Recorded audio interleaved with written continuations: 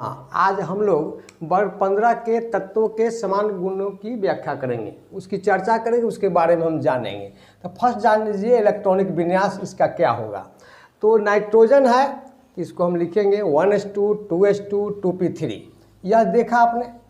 तो इसको हम अक्रिय गैसों के आधार पर भी लिख सकते हैं, जिससे हीलियम हुआ, हीलियम के बाद 2s2 2p3 लगा दिया, आ गया। तो हमको इससे आसानी होगी लिखने में। क्यों कि नाइट्रोजन की परमाणु संख्या 7 है, तो वहाँ तो आसानी से लिख लेते हैं, लेकिन अगर 83 है बिस्मथ की तो वहाँ लंबा लिखना पड़ेगा। तो इसलिए हम लोग अक्रिय गैस पर ही लिख देते हैं, जिससे आसानी से हम समझ जाते हैं। अब इस सब में देखिएगा इलेक्ट्रॉनिक विन्यास जो नाइट्रोजन का है, फास्फोरस का है, आर्सेनिक का है, एंटीमनी का है और बिस्मथ का है, उसके आउटर मोस्ट ऑर्बिट में आप देखिएगा कि जनरल जो उसका बाय इलेक्ट्रॉनिक कन्फिगरेशन है वह NH2 NP3 पर ही आएगा। यानी नाइट्रोजन का है तो 2s 2p आएगा, फास्फोरस का है तो 3s 3p आएगा, आर्सेनिक का है तो 4s 4p आ रहा है, एंटीमनी है तो 5s 5p आ रहा है, बिस्मथ का है तो 6s 6p देख रहे हैं। आप देख रहे हैं कि सेल की संख्या बढ़ती जा रही है। तो यह है इलेक्ट्रॉनिक विन्यास वर्ग 15 के तत्वों का। अब दूसरा गुण इसका देखिए कि आप इलेक्ट्रॉन दाता गुण यानी इलेक्ट्रॉन डोनर प्रॉपर्टी, दाता गुण है तो इसमें वर्ग 15 के तत्व जो होते हैं वह इलेक्ट्रॉन युग्म, जो युग्म मतलब होता है जोड़ा, इलेक्ट्रॉन पेयर उसको हम अंग्रेजी में लिखते हैं। अब है कि वर्ग 15 के तत्वों के जो +3 ऑक्सीकरण अवस्था में है, इलेक्ट्रॉन युग्म प्रदान करने की प्रवृत्ति सबसे अधिक होती है। लेकिन यह गुण जो होता है वह नाइट्रोजन में सबसे अधिक पाया जाता है। यह गुण सबसे अधिक पाया जाता है किस ऑक्सीकरण अवस्था में? तो +3 ऑक्सीकरण अवस्था में। अब सवाल उठता है कि इसी से ऑब्जेक्टिव आपको दे देगा कि +5 +2 +3 किस ऑक्सीकरण अवस्था में इलेक्ट्रॉन युग्म प्रदान करने की क्षमता अधिक होती है। तो हम चिन्ह कहाँ लगाएंगे? +3 पर। ऐसा भी उलट के हमको पूछ सकता है कि +3 ऑक्सीकरण अवस्था में नाइट्रोजन, फास्फोरस, एंटीमनी, बिस्मथ, पांचों में से कोई दे दिया और उसमें कहा कि किस यह गुण किस में ज़्यादा होता है, तो हमको चिन्ह लगाना है नाइट्रोजन में। हो सकता है ऐसा भी हमको कह सकता है कि इनमें से कोई नहीं होगा, तो नाइट्रोजन को छोड़ देगा, 2-3 दूसरा रख देगा कोई। तो हमको इस टॉपिक को खूब अच्छी तरह समझ लेना है कि +3 ऑक्सीकरण अवस्था में नाइट्रोजन जो है वह सबसे ज़्यादा इलेक्ट्रॉन पेयर प्रदान करने की क्षमता रखता है। अब देखिए इलेक्ट्रॉन ग्राही गुण। अब इलेक्ट्रॉन ग्राही गुण में देखिएगा कि नाइट्रोजन में इलेक्ट्रॉन पेयर ग्रहण करने की क्षमता नहीं होती है। इलेक्ट्रॉन माने इलेक्ट्रॉन युग्म ग्रहण करने की क्षमता नहीं होती है। क्यों? इसमें d ऑर्बिटल नहीं होते, इसमें d ऑर्बिटल नहीं होते हैं, इसलिए इलेक्ट्रॉन पेयर ग्रहण करने की क्षमता नहीं होती है। लेकिन इस वर्ग के अन्तत्वों के परमाणु के संयोजी सेल में रिक्त d ऑर्बिटल होते हैं, इसलिए इलेक्ट्रॉन युग्म ग्रहण करने की क्षमता होती है।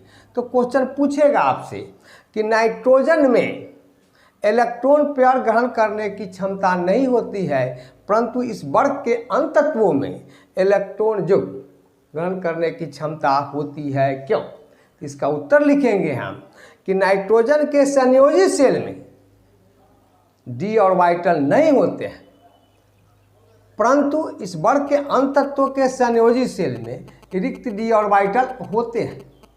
यही कारण है कि नाइट्रोजन में इलेक्ट्रॉन युग्म ग्रहण करने की क्षमता नहीं होती है, परंतु इस वर्ग के अन्तत्वों में रिक्त d ऑर्बिटल होने के कारण इलेक्ट्रॉन पेयर ग्रहण करने की क्षमता होती है।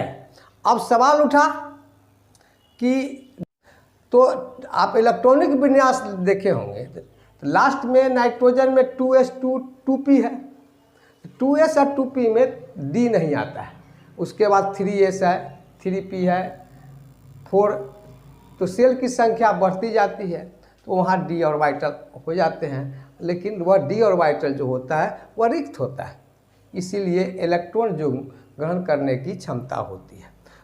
चौथा टॉपिक है आयनन एंथैल्पी। तो याद रखिए कि वर्ग 15 के तत्वों के आयनन एंथैल्पी का मान बहुत ही उच्च होता है, बहुत ही उच्च होता है। परमाणु संख्या जैसे जैसे बढ़ती जाती है इस वर्ग के, वैसे वैसे तत्वों के आयनन एंथैल्पी का मान क्या होंगे, घटते जाते हैं। अब सवाल है कि आयनन एंथैल्पी किसे कहते हैं? तो आयनन एंथैल्पी है कि विलगित अवस्था में गैसीय परमाणु के बाहरी कक्ष से इलेक्ट्रॉन को निकालने के लिए, एक इलेक्ट्रॉन को निकालने के लिए जितनी ऊर्जा की आवश्यकता होती है उसे ही आयनन एंथैल्पी कहते हैं। तो इस वर्ग में नाइट्रोजन के आयनन एंथैल्पी का मान सबसे ज़्यादा होगा, क्योंकि बाय इलेक्ट्रॉन की नाभिक से दूरी बढ़ जाती है। अब सवाल उठता है कि बाहरी दूरी बढ़ गई नाभिक की, इसका मतलब हुआ कि नाभिक का आकर्षण बल जो होता है वह बाह्य इलेक्ट्रॉन पर कमजोर पड़ते जाता है। क्यों? कि बाह्य सेल की दूरी बढ़ती जाती है, और जब आकर्षण बल कमजोर हो जाएगा तो उससे जिस पर इलेक्ट्रॉन पर दबाव कम पड़ेगा उससे इलेक्ट्रॉन को निकालना हमको आसान हो जाएगा, तो आयनन एंथैल्पी का मान कम जाएगा। इस तरह से संयोजी इलेक्ट्रॉन पर नाभिक का आकर्षण बल कमजोर होते जाता है। कब? जब परमाणु संख्या बढ़ते जाती है, इस अर्थात आयनन एंथैल्पी का मान भी घटते जाता है। परमाणु संख्या बढ़ेगी, सेल की संख्या बढ़ जाती है, आयनन एंथैल्पी का मान घट जाती है। अब सवाल उठता है कि नाइट्रोजन के आयनन एंथैल्पी का मान फास्फोरस से अधिक होता है, क्यों? तो नाइट्रोजन की परमाणु संख्या 7 होती है, इसके बाह्य स्तंभ सेल होते हैं 2s2p, जबकि फास्फोरस की परमाणु संख्या होती है 15, इसके बाह्य सेल होते हैं 3s3p।